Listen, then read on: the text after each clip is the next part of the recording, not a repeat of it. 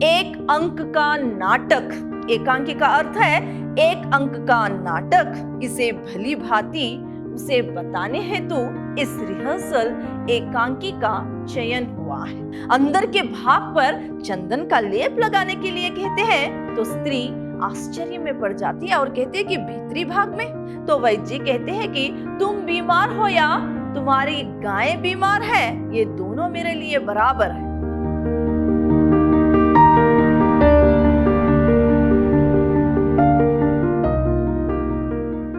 प्रणाम, मैं Rihanna yes, अति उत्तम विद्याश्रम की हिंदी प्रवक्ता। मेरे प्रिय विद्यार्थियों, आज मैं आपको जो आपकी साहित्य वैभव है, इसके जो प्रथम सोपान है, इसका जो प्रथम सोपान है, उससे 10वां पाठ जो आपके लिए है रिहर्सल, इस पाठ के बारे में जानकारी दूंगी। पहले तो मैं आपको इस एकांकी के यानी रिहर्सल जो है, इस पाठ के जो लेखक हैं, इनके बारे में संक्षिप्त में जानकारी दूंगी। लेखक ओम प्रकाश, इनका जन्म 5 नवंबर 1936 में यानी गुड़गांव हरियाणा में हुआ। इनकी प्रमुख कृतियां हैं इस प्रकार: थर्ड डिवीजन, इधर भी गधे हैं उधर भी गधे हैं, तोता एंड मैना, उल्लू का इंटरव्यू, मॉडर्न शादी, घट घट व्यापी, भ्रष्टाचार आदि। इनकी मृत्यु जून 2009 में हुई। जो प्रस्तुत आपके लिए एकांकी है, एकांकी यानी एक अंक का नाटक, एकांकी का अर्थ है एक अंक का नाटक, यानी सर्वश्रेष्ठ हास्य व्यंग का नाटक है, यानी एकांकी है। इसमें वैद्य परमानंद जी और प्रोफेसर पांडुरंग एक अनोखे तरीके से मरीजों का इलाज करते थे, इसके बारे में यहां पर बताया है। और इस एकांकी में रमेश के बेहोशी के अभिनय ने, इन्हीं अभिनय से हास्य व्यंग को साराबोर किया है। साथ ही साथ यहां पर वैद्य जो परमानंद है और प्रोफेसर पांडुरंग, इन दोनों की सच्चाई को भी सामने लेकर आया है। जो प्रस्तुत एकांकी है, हास्य व्यंग के साथ साथ विद्यार्थियों को विषय से अवगत कराने हेतु इस रिहर्सल एकांकी को चयन किया गया है। प्रस्तुत एकांकी सर्वश्रेष्ठ हास्य व्यंग की एकांकी है। इसमें वैद्य परमानंद और प्रोफेसर पांडुरंग एक अनोखे ढंग से क्या है, रोगियों का इलाज करते हैं। और इस एकांकी में जो रमेश ने बेहोशी का अभिनय किया था, इससे अभिनय से हास्य व्यंग का सारा बोर है।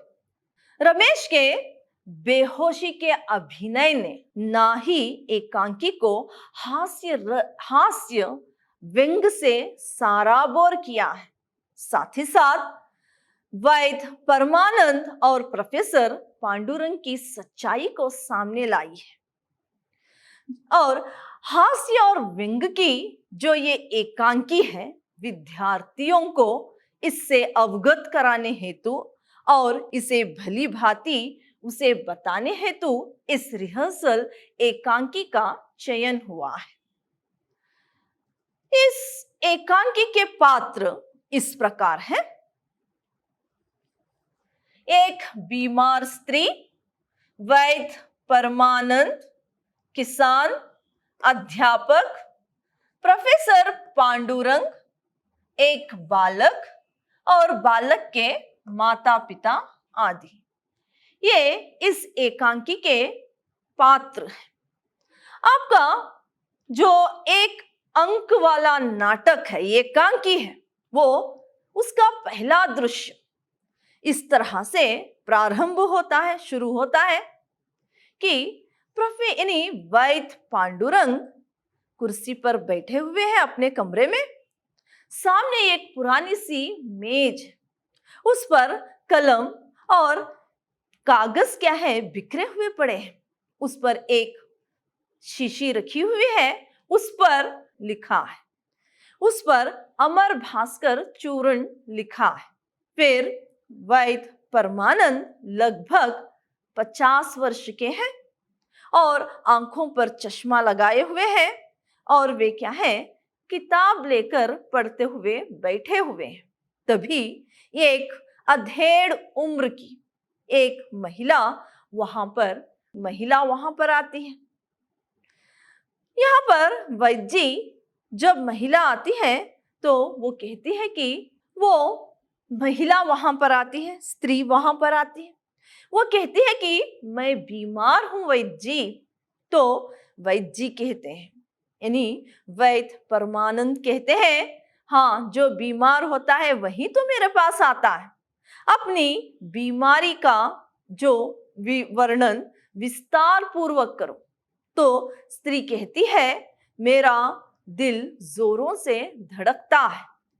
तो यहाँ पर वैद्य जी कहते हैं कि ये तो बहुत ही गंभीर समस्या है। वैद्य जी कहते हैं, इस उम्र में ये लक्षण ठीक नहीं है। स्त्री कहती है कि मुझे घबराहट भी होती है, घबराहट के मारे मुझे नींद नहीं आती। तो वैद्य जी कहते हैं कि ये तो वैद्य जी किताब बंद करके कहते हैं कि तुम्हारा बचना अब मुश्किल है। फिर स्त्री कहती है कि मैं मरना नहीं चाहती, मुझे मेरा इलाज कीजिए। तो वैद्य जी उसे हाथ आगे बढ़ाने के लिए कहते हैं और नब्ज पकड़कर बताते हैं कि हाँ, तुम्हें क्या है सपने भी आते होंगे। तो यहाँ पर स्त्री कहती है कि हाँ, मुझे सपने आते हैं, आज से तुम्हें भूत के सपने आएंगे। तो यहाँ पर स्त्री कहती है कि वैद्य जी मेरा इलाज तो कीजिए। तो वैद्य जी कहते हैं स्त्री से कि तुम हृदय के भीतरी भाग पर चंदन का लेप लगाओ। चंदन का लेप क्या है, हृदय के भीतरी भाग में, यानी अंदर के भाग पर चंदन का लेप लगाने के लिए कहते हैं। तो स्त्री आश्चर्य में पड़ जाती है और कहती है कि भीतरी भाग में। फिर वैद्य जी जो अमर भास्कर चूर्ण था उसे स्त्री की हाथ में उंडेलते हुए कहते हैं कि इसे इस तरह से खाओ कि ये पेट में ना जाकर सीधे हृदय में जाए। फिर क्या है, वो स्त्री कहती है कि इसके लिए कुछ क्या है परहेज भी करनी होगी, यानी पेट में ना जाकर अमर भास्कर चूर्ण दवाई वो सीधे हृदय में जाना है। फिर स्त्री पूछती है कि क्या इसके लिए कुछ परहेज भी करनी है। तो यहाँ पर वैद्य जी कहते हैं कि परहेज तो ही असली इलाज है। 15 दिन तक तुम खाना मत खाओ, 10 दिन तक पानी ना पियो। स्त्री कहती है कि 10 दिन तक पानी नहीं पीना है। तो क्या है, परमानंद जी कहते हैं यहाँ पर मेरा मतलब है कि ठंडा पानी मत पियो, तुम गर्म पानी पी सकती हो। फिर इसी दौरान ये किसान वहां पर आता है और स्त्री कहती है परमानंद जी से कि फिर मैं कब आऊं। तो परमानंद जी कहते हैं कि तुम जब चाहे तब आ सकती हो, वैसे तो मेरे पास जो भी आकर जाता है वो कभी नहीं लौट कर आता। इस तरह से कहता है, स्त्री वहां से चली जाती है। फिर वहां पर किसान आता है। किसान द्वार से ही हाथ जोड़ते हुए राम राम जी यानी राम राम कहते हुए नमस्कार करते हुए वैद्य जी के पास आता है और आकर बताता है, आकर कुर्सी पर बैठ जाता है और कहता है कि मेरी गाय बीमार है। वैद्य जी कहते हैं कि गाय बीमार है तो तुम अपना हाथ बढ़ाओ और नब्ज दिखाओ। तो वही यानी किसान कहता है कि मैं बीमार नहीं हूं, मेरी गाय बीमार है। तो वैद्य जी कहते हैं कि तुम बीमार हो या तुम्हारी गाय बीमार है, ये दोनों मेरे लिए बराबर है। और नब्ज देखकर कहते हैं कि बुरा यानी हाल तो बहुत बुरा है। फिर क्या है, गाय को क्या हुआ है? तो वैद्य जी जब पूछते हैं कि गाय को क्या हुआ है, तो किसान कहता है कि 10 दिनों से वो ना चारा खाती है ना दूध देती है। वैद्य जी कहते हैं कि ठीक है, तुम एक काम करो, दूध निकाल कर, गाय का दूध निकाल कर फिर उसे पिलाओ, तब वो क्या है, दूध देने लगेगी। इस बात से किसान कहता है कि वो दूध ही नहीं दे रही है, तुम अगर दूध निकाल कर उसे पिलाओगे तो वो देने लगेगी, इस तरह से कहते हैं। फिर किसान को अमर भास्कर चूरन देते हुए कहते हैं कि ये क्या है, तुम इस चूरन को खा लो। तो वहां पर किसान कहता है कि मैं नहीं, बल्कि मेरी गाय बीमार है, मैं चूरन खाऊं।